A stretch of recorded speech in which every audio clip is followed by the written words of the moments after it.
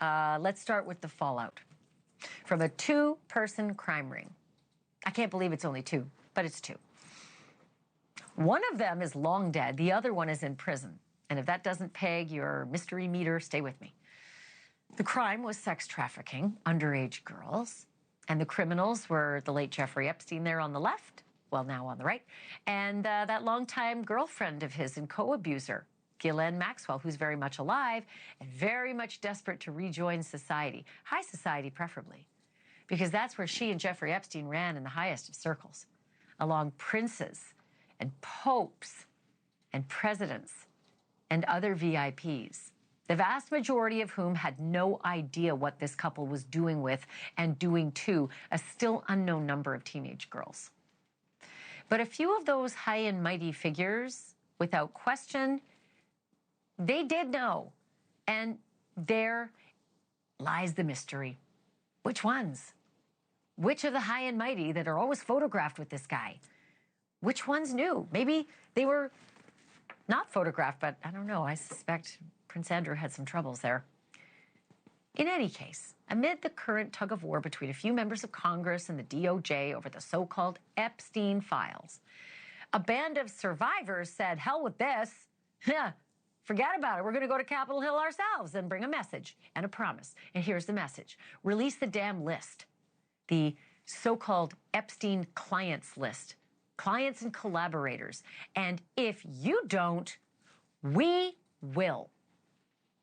Congress must choose. Will you continue to protect predators, or will you finally protect survivors? And also, I would like to announce here today, us Epstein survivors have been discussing creating our own list. We know the names. Many of us were abused by them. Now, together as survivors, we will confidentially compile the names we all know. Oh, they went there. Yeah, she said confidentially, right? But you know how confidential things have a way of leaking? I'd be shaking in my boots if you're on that list out there, fella or lady, because, you know, Ghislaine. The women spoke one day after a House panel released those 33,000 pages of Epstein case documents in a big old Google Drive. But almost all of them, like 97% of them, are just old news. They've already been made public, and most of them are really heavily redacted. But in that 3% of never-before-seen material is something that you do need to see. It is the missing minute of surveillance video of Epstein's jail cell the night that he died. It was August 10th, 2019. You know, the same missing minute that the Attorney General insisted just did not exist, just a glitch, just a tape thing. Back in July, we were told that the system reset every 24 hours and that every night's footage had a, quote, missing minute. Apparently not. But is the newly found Epstein minute a smoking gun, either proving or disproving that he took his own life in that jail cell? No, I mean, it really just shows a guard walking and working outside of his cell, which raises the question, why the hell did anybody clip this out the first time round and cause this big old mess? So I should also tell you that buried in this big file dump on the Google Drive was some body cam video from a raid on Epstein's Palm Beach mansion back in 2005. That's when he was being investigated for sexually abusing a 14-year-old girl. You may have seen some of this stuff before. I know I have, but there was stuff I hadn't seen. The walls in his mansion are just gross. Like this is the artwork, all naked women. They're lining the home. And Ghislaine Maxwell is one of them. Yeah, there she is in all her glory, posing on the beach, wearing nothing but her birthday suit. There are also photos of Epstein with the world's top movers and shakers. Among them, Fidel Castro, which is a big deal. There he is, top right of the picture there. You can see him, okay? Also in the pictures, Pope John Paul II. Look at this, meeting with Ghislaine and Jeffrey. There's a bit of a reflection on that, but trust me, that's the Pope, and that's Jeffrey Epstein. And I'm just going to go on a limb here. Pretty sure the Pope wasn't on Epstein Island. So you can be an important person photographed smiling with Epstein and Ghislaine and not be one of the dirty birdies, okay? So let's be really clear on this show. Just because we're showing pictures of important people with Epstein, I think this picture proves not all of them did stuff. I'm certain of it. Look at that. But some of them did. In a resurfaced audio clip, an Epstein employee tells law enforcement that a lot of, quote, very, very young girls passed through his boss's house. When he was in residence, would there be certain girls coming by to go see him for massages? Yes. Yes, every day. Every day? Yes. When he would be in residence? Yes. Okay. One in the morning, one in the afternoon. He would get daily massage. Twice a day? Yes. Okay. Describe these girls to him. He will have, prior to me coming to the house, he will, for some reason, he will pick up from a long list. I guess a lot of people like to do those. They're nice paying jobs. But they're nice people that can, you know, and they will give massage sometimes to him and to his companions. Did they appear young to you? Yes, they were young. You know, that, you know, I never see anybody older than 28 or something like that. Anybody younger than 18? It's hard to say that, sir. You know, there were a lot of girls that they were very, very young, but, you know, for me to say they were minors, you know, you know, I've never seen the driver's license to them, you know, so I feel very young, sir. I'm joined now by Josh Schiffer, a criminal defense attorney in Atlanta who's represented several of Jeffrey Epstein's accusers. Josh, good to have you on the show again. Thanks for being here. So I get really annoyed when people say, here's all the public information you're looking for. Look, full transparency. And it's like, that was full transparency years ago. Been there, done that, seen that stuff already. What do you suppose this is all about? I'm tearing the little bit of my hair that I have left out over how frustrating this process has been to release stuff that we all know is there.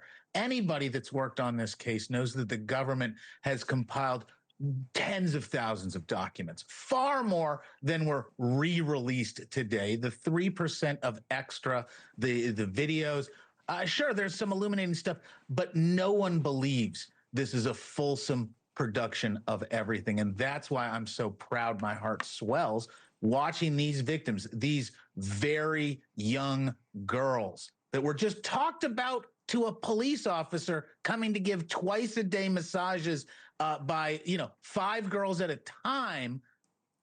It absolutely boggles the mind that we've been told we've received everything, because we haven't. And I'm thrilled we're seeing more pressure from these victims grabbing the power themselves. Let me tell you something. If you ask Trump haters, they say it's because Trump's in the files. And if you ask Bill Clinton haters, they say it's because Bill Clinton's in the files. There's 2 presidents, a Democrat and a Republican. Do you think that this is the reason that this has been such a fight, is that each administration, Democrat and Republican, has protected pedophiles? Because I have a tough time believing that. What else could this be? Well, it gets into that kind of uniparty idea, and both sides have their heroes and their villains. Both sides of our political spectrum have reasons to absolutely denigrate and beat up on all the behaviors through multiple administrations. Remember, this isn't a specifically political issue. This is criminal. This is a high-powered individual with access to the most important individuals on this earth. He used that to create a lifestyle that now we've seen it in Ghislaine's trial. There was trafficking of these women for indecent, immoral, sexual purposes. There's no doubt about that. Okay, why would Republican and Democratic administrations keep this stuff under wraps? If there's a client list, and I'm not suggesting that, Jeffrey Epstein kept a ledger, but there's at least investigative product that shows who might else have been in there, just from the interviews with witnesses alone. Do you think that it's high powered donors for both Republicans and Democrats. And that's why neither administration wants to release this? It's absolutely fair to conclude that politics is really the big pressure, and it's across the entire spectrum. Nobody wants this kind of exposure. You know, there's that old lie that all PR can be good PR. This is where that's a lie. You do not want to be associated with Jeffrey Epstein. Poor old John Paul II, probably, cringing at the fact that he's being brought up in the presence of someone that is so odious in the view of all of America, that we know was involved in these horrific crimes, abusing young women. And now we've seen that abuse continue, because after these young women settled their case, after these young women participated in the Victims' Compensation Fund, they're being victimized again through this political game and machine where people are trying to pin bad facts in a search for the truth on the politicians they loathe. Yeah, and it's super important. I'll repeat this because, look, I remember the Jeffrey Epstein parties. I didn't go to them. I was invited and I was connected. I could have very easily been in a picture with Jeffrey Epstein, because everybody in media circles and business circles, all the fancy parties and the movie premieres, he was there. He was a fixture. People thought he was great because he gave so much money to charity, right? But those people, myself included, nobody knew that he was doing this stuff. And so we've got to be so careful about these photographs. You know, when you're seen photographed with important people, or maybe they're even on a plane with him, you can't assume right away that means that they were partaking in this filthy behavior. Absolutely. And we've now seen testimony from various groups saying, hey, yeah, that high-profile individual flew on the plane, but it was associated with a mission trip or some other charitable issue. And flatly, Jeffrey Epstein did support a bunch of really great projects and gave money to lots of wonderful organizations that had nothing to do with the secret life that he certainly participated in. The big question is, what did people know? And unfortunately, because of all the lies, because of all the hiding, because of all the issues of the people involved, we don't know what that truth is. And I don't know whether we ever can know that truth, because so many stories have been told. I was so interested listening to the audio again of that employee. It has been out there before, but my God, there's been so much information out there. Even people who follow it find things that they didn't know existed in the public domain. But when he said this quote about the young girls, and they would give massages sometimes to him and to his companions, that made me think, well, y'all investigating this knew that there were multiple other people who were doing the same diddling that Jeffrey was doing in that mansion. So they have to have a list. They have to have gone down that rabbit hole based on what that guy told them decades ago.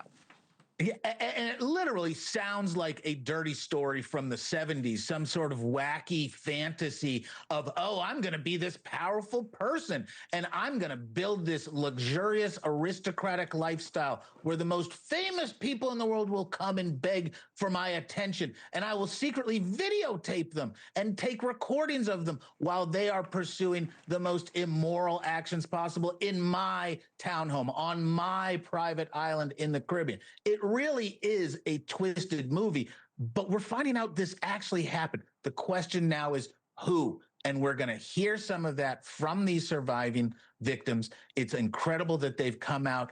They're likely violating the terms of their settlement agreement with the actions they're taking. And I look forward to hearing the raw truth from the victims who were there. Speaking of truth, I got to get to this. I only have 30 seconds left, but this whole missing minute business. I believed when I was told straight to camera from the administration, Pam Bondi said, no, there's no missing minute. It's just a stitch in time that happens. It's just a camera glitch. It happens every night. Well, now the missing minute's been released. But there doesn't seem to be anything in it, Josh. Why? Why would somebody lie about this or not tell the truth or even take it out of there? I'm not saying that Pam Bondi lied. Maybe she didn't know, but she should have known if she's going to make that kind of an announcement. Yeah, the buck stops with Pam Bondi, and she needs to go back and find out who's given her blatant lies as information to share with the press, because that is indefensible as the leader of such an important agency. But the question you just asked, why would they take out the minute? What was the goal? Why take the effort? Why create an issue? Wow. No one has an answer for that. I've seen the minute. There's not a lot there. I trust that's the right minute. But given how much effort was put into manipulating this, and with no justification why, you got to ask additional questions. What are we still missing? Yeah. Why did this even happen? Yep. They always say the cover-up's worse than the crime, and this was dumb. Whoever decided to, hack and excise this minute out caused a way bigger issue and a whole lot more headlines. Josh Schiffer, good to see you. Thank you so much for this. Always a pleasure. Thank you so much, and have a great night. You too. We'll see you again soon. Thank you for watching. Subscribe below and download our NewsNation app right now on your phone, and you will get fact-based, unbiased news for all Americans.